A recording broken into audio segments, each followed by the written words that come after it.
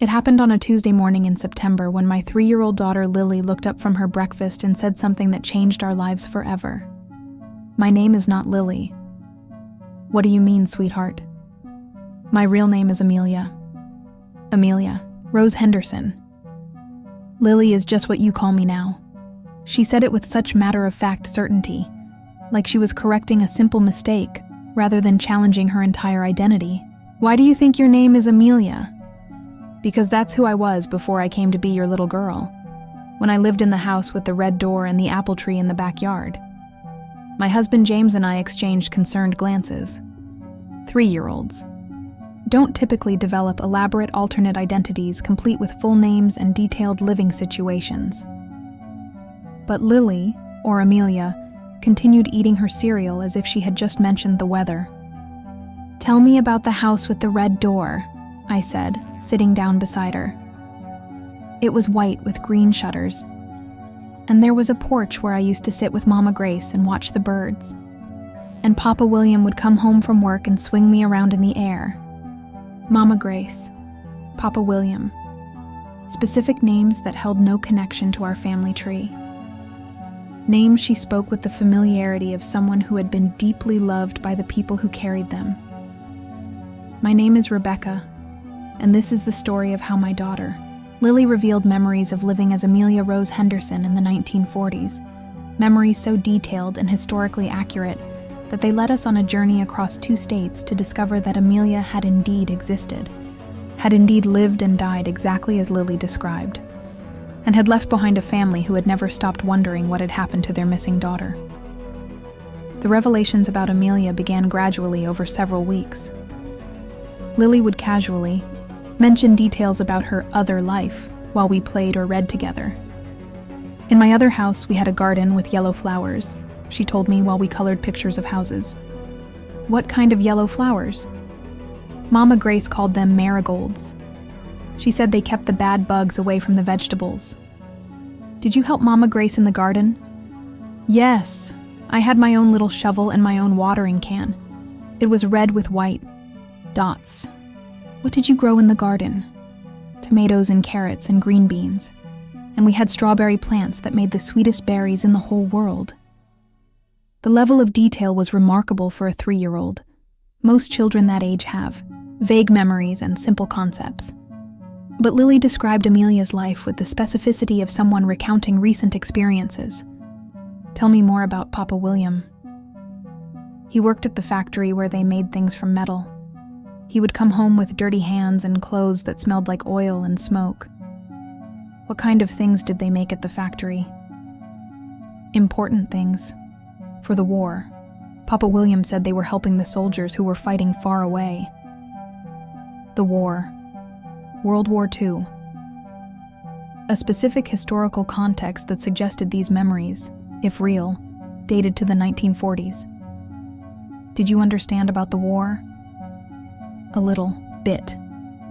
I knew there were bad men in other countries who wanted to hurt good people, and Papa William and the other daddies were working hard to stop them." "Were you scared about the war?" "Sometimes, especially when the sirens would sound and we had to turn off all the lights and be very quiet. Air raid drills, blackout procedures, historical details that a 3-year-old in 2019 shouldn't know about." "What would you do during the blackouts?" Mama Grace would light candles and tell me stories about when she was a little girl, and Papa William would hold us both and sing songs to keep me from being scared. "Do you remember any of the songs?" Lily began humming a melody I had never heard before. Slow, gentle, distinctly from an earlier era. "That's You Are My Sunshine," she said when she finished. "Papa William said it was written just for me." You Are My Sunshine was indeed a popular song during the 1940s. But Lily had never heard it from us. We didn't listen to music from that era, and it wasn't something that would come up in her preschool curriculum. "Lily, when did you live with Mama Grace and Papa William?" "When I was little, Amelia. Before I got lost." "Lost?" For the first time, her expression grew troubled. "I went to pick flowers for Mama Grace's birthday, but I got lost in the woods and couldn't find my way home." "What happened when you got lost?" I walked and walked, but everything looked the same. And it got dark, and I was scared. And then she trailed off, staring at something I couldn't see.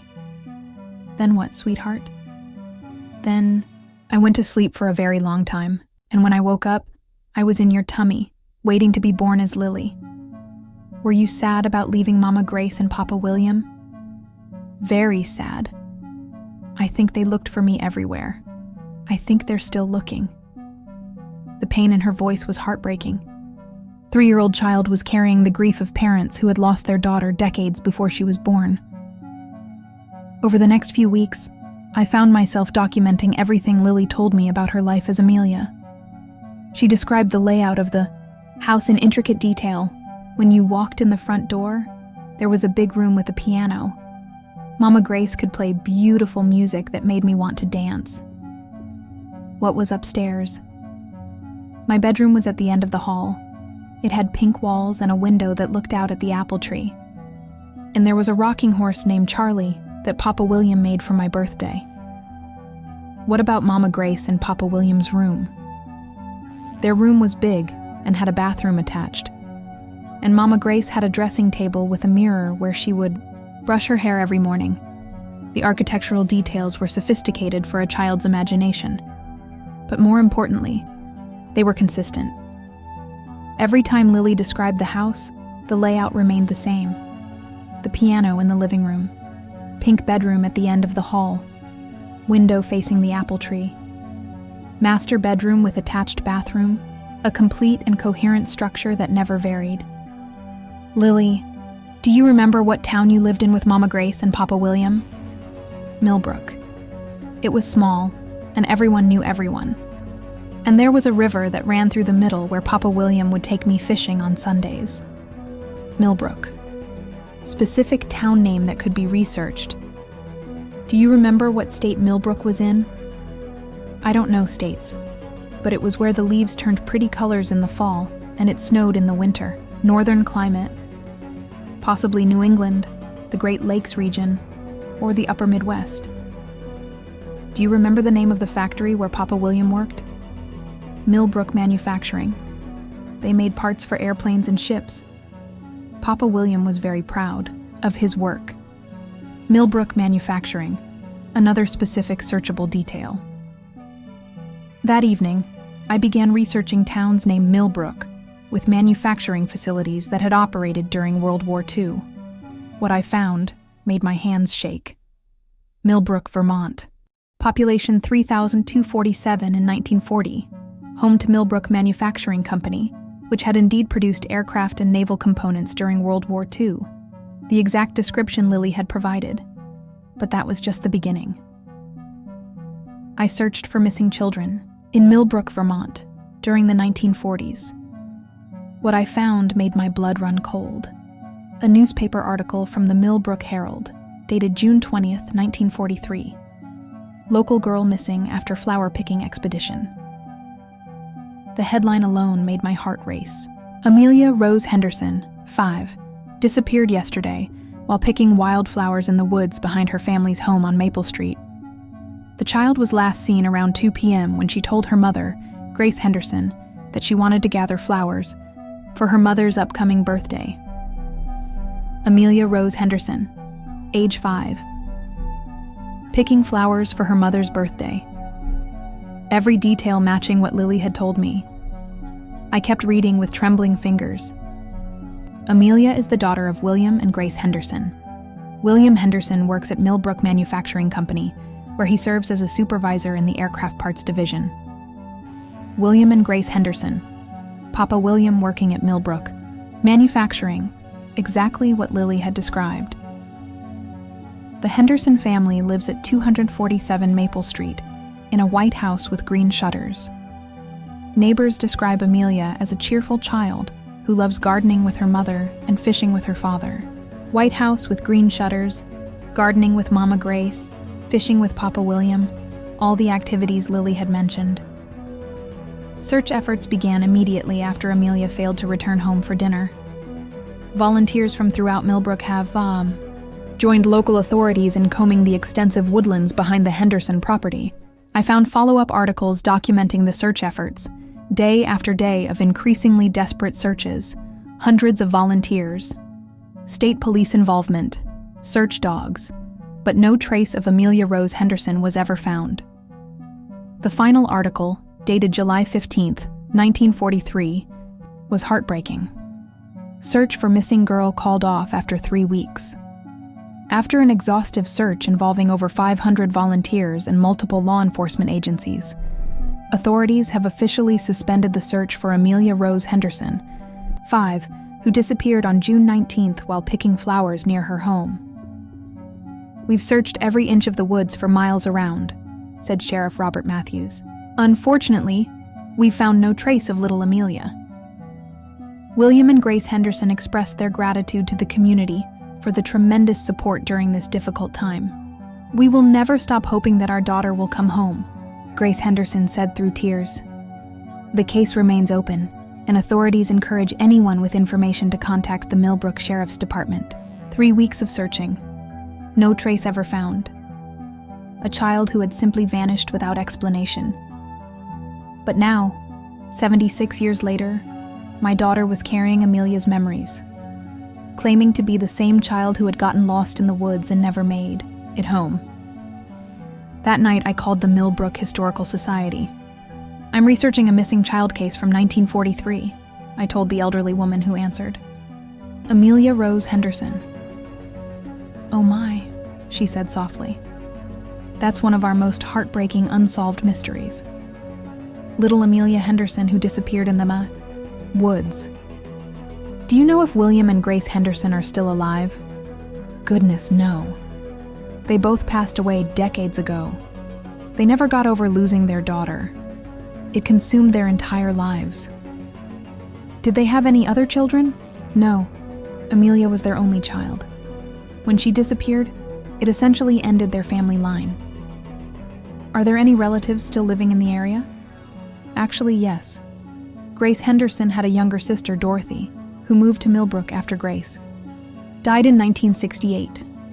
Dorothy's still alive, though she's in her 90s now. She lives at Sunset Manor Nursing Home. Dorothy, Amelia's aunt. Potentially the only living person who had known Amelia personally. Would it be possible to speak with Dorothy? I think she would be very interested in talking about Amelia. She's mentioned over the years that she still thinks about her missing niece.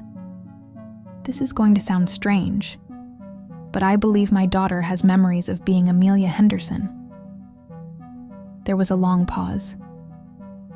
"You know," she said finally, "Dorothy has always said she felt Amelia's presence sometimes. She's mentioned dreams where Amelia visits her and tells her she's okay. Would Dorothy be willing to meet with us? I think Dorothy would be overjoyed to meet your daughter." 3 weeks later, we made the drive to Millbrook, Vermont. Lily had been unusually excited about the trip.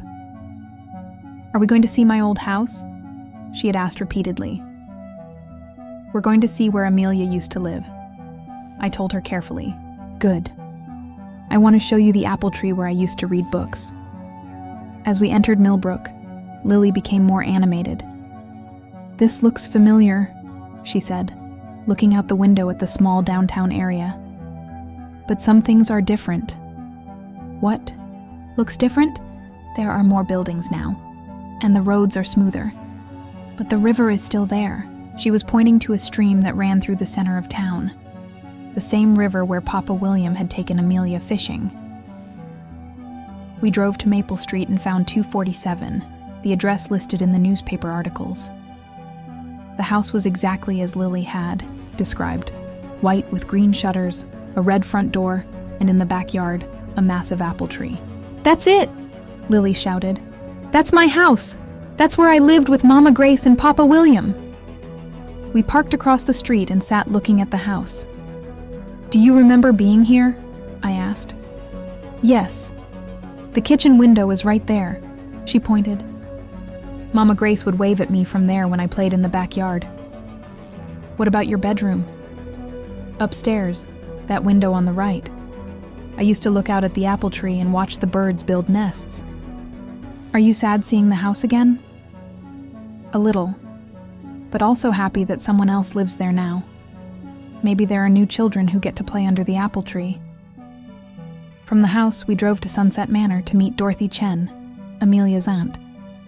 Dorothy was 92 years old, but sharp and alert. When we explained why we had come, her eyes filled with tears. "I've been waiting 76 years for news about Amelia," she said. "I never gave up hope that someday I'd learn what happened to her." When Lily walked into Dorothy's room, the elderly woman gasped. "My lord," she whispered. "You have Amelia's eyes." "Exactly the same eyes." "Hello," Lily said shyly. "Are you Aunt Dorothy?" Dorothy started crying. "Yes, sweetheart. I'm your Aunt Dorothy. How do you know about me?" "Because Amelia remembers you. You used to visit on Sundays and bring peppermint candy." "That's right. I always brought peppermints because they were Amelia's favorite." "Do you still have peppermints?" Dorothy laughed through her tears and pulled a small bag of peppermint candies from her nightstand drawer. "I always keep them, just in case." For the next several hours, Dorothy and Lily talked about Amelia's life. Dorothy confirmed every detail that Lily had provided: the house layout, the garden, William's job at the manufacturing plant, Grace's piano playing, the fishing trips, the wartime blackouts. "Tell me about the day Amelia disappeared," Dorothy said gently. "It was almost Mama Grace's birthday," Lily said. "Amelia wanted to pick wildflowers to make a beautiful bouquet." "What kind of flowers was she looking for?" "Purple ones." Mama Grace loved purple flowers best of all. That's right. Grace adored violets. They were her favorite flower. Amelia knew where the violets grew in the woods. She had picked them there before with Papa William. But something went wrong that day? Lily's expression grew troubled. Amelia found the flowers, but then she heard a noise, like someone crying for help. What kind of crying? Like a little animal that was hurt. Amelia followed the sound deeper, into the woods. Did she find the animal? No. The crying stopped, and Amelia realized she was lost. She didn't know which way to go home. What did she do? She tried to follow the sun, like Papa William had taught her, but the trees were too thick, and she couldn't see which direction she was going. How long was she lost? Until it got dark. Amelia was scared and cold and hungry. She found a big rock to hide under. Then what happened? Amelia fell asleep, but not regular sleep, the kind of sleep where you don't wake up. You mean Amelia died in the woods? Lily nodded sadly. Her body got too cold and tired, but Amelia's spirit floated up and watched the people looking for her. Did she see her parents searching? Yes. Mama Grace cried and cried, and Papa William looked everywhere. Amelia wanted to tell them she was okay, but they couldn't hear her. What happened to Amelia's spirit after that? She stayed near Mama Grace and Papa William for a long time, but they were so sad that it made Amelia sad too. When did Amelia's spirit leave? When Mama Grace died. Amelia followed her to the place where spirits wait to be born again. And that's where you chose to become Lily? Yes. But I asked to keep some of Amelia's memories so I could tell Aunt Dorothy that Amelia was always okay. Dorothy was sobbing openly now. She was always okay? Yes. Being dead wasn't scary for Amelia because she knew Mama Grace and Papa William loved her. Love makes dying not scary. What happened to Mama Grace and Papa William after they died? They found Amelia waiting for them. Now they're all together again. Are they happy? Very happy. And they want Aunt Dorothy to know that losing Amelia wasn't anyone's fault. It was just an accident. I've always blamed myself for not being there that day, Dorothy whispered. Amelia says you couldn't have stopped it from happening. And she says you were the best aunt anyone could have. Will I see Amelia again someday? Yes. When it's time for Aunt Dorothy to go to the waiting place, Amelia will be there to meet you." The conversation continued for another hour. Dorothy shared stories about Amelia's childhood that Lily recognized and confirmed. Birthday parties, Christmas mornings, summer picnics by the river. A complete picture of a child who had been deeply loved and was still deeply missed. "Can I show you something?" Dorothy asked, opening a drawer in her nightstand. She pulled out a small photo album. "These are all the pictures I have of Amelia." She showed us photographs spanning Amelia's short life. Baby pictures, toddler snapshots, family portraits. In every photo, Amelia had the same bright, curious expression that Lily carried. The same way of tilting her head when she smiled, the same sparkle in her eyes. "She looks like me," Lily observed. "She looks exactly like you," Dorothy confirmed. "Can I keep one picture to remember Amelia by?" Dorothy selected a photo of Amelia sitting under the apple tree in her backyard. This was taken just a week before. "She disappeared," Dorothy said. "She was reading a book about fairy tales." "Amelia loved fairy tales," Lily said, "especially the ones where the princess gets to be brave and save people." "That's right. She always said she wanted to be a brave princess when she grew up. Maybe that's why Amelia's spirit chose to become Lily, so she could grow up and be brave after all." "I think you're right, sweetheart." Before we left Millbrook, we visited the woods behind the Henderson house. The area had changed significantly in 76 years. What had once been wild forest was now partially developed. But deep in the remaining woods, we found a small clearing with a large boulder. "This is where Amelia went to sleep," Lily said with certainty. "Under this rock." "How do you know?" "Because I can feel her spirit here. She's happy that someone finally found where she was." "Should we do something to remember Amelia?" Lily nodded and began gathering wildflowers. Purple violets, just like the ones Amelia had been picking for her mother's birthday. She arranged them in a small bouquet and placed them on the boulder. "For Mama Grace," she said softly. "The birthday. Flowers that Amelia never got to give her." On the drive home to Connecticut, Lily was unusually quiet. "Are you okay, sweetheart?" "Yes, but I think Amelia's memories are starting to go away now." "Is that sad?" "A little, but also good." "Why good?" "Because Amelia got to tell her story. Now she can rest, and Lily can just be Lily." "Will you miss remembering being Amelia?" "I'll miss some things.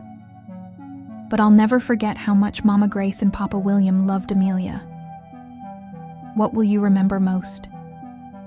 "That families never stop loving each other, even when they can't be together. Even when someone dies? Even then. Love is stronger than dying." Over the following months, Lily's memories of being Amelia gradually faded. By her 4th birthday, she rarely mentioned her previous life, but she kept Amelia's photograph on her dresser, and she still loved purple flowers more than any other color. And she would sometimes hum, "You Are My Sunshine," when she thought no one was listening. 6 months after our visit to Vermont, we received a phone call from Dorothy. "I wanted you to know," she said, "that I'm finally at peace about Amelia." "How so?" "For 76 years, I've tortured myself wondering if she suffered when she died, wondering if she was scared and alone. And now? Now I know she wasn't alone. I know she felt loved even in her final moments. And I know she's been watching over our family all these years." "Are you still sad about losing her?" "I'll always miss the little girl she was. But I'm no longer haunted by not knowing what happened to her." "What do you think about Lily carrying Amelia's memories?" "I think it's a gift, a miracle, proof that love really is eternal." "Do you think we'll see Dorothy again?" "I hope so. But even if we don't, I'll carry this peace with me for the rest of my life." Dorothy Chen died peacefully in her sleep 3 months later. At her funeral, we brought Lily to say goodbye. "Aunt Dorothy is with Amelia now," Lily said, as we stood by the graveside. "How do you know?" "Because I can feel them both. They're happy to be together again." "Are you sad that Aunt Dorothy died?" "A little. But mostly I'm happy that she's not lonely anymore." "What do you think they're doing now?" "Probably catching up on all the years they missed. And maybe Mama Grace and Papa William are there too. Like a family reunion?" "Yes. The kind where everyone gets to be young and healthy, and no one ever has to say goodbye again." Today, Lily is 7 years old.